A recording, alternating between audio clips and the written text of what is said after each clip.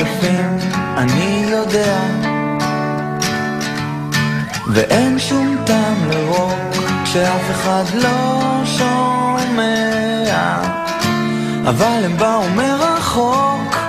בדרכים הכלכלות, ככה נתניה, הכל בכיכרות, כל ערב הופעה אני מגיע,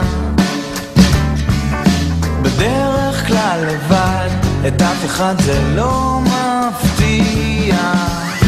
אצל הדודה בהיכל חולמים על כסף וקהל, מה זה משנה שאין שירים בכלל,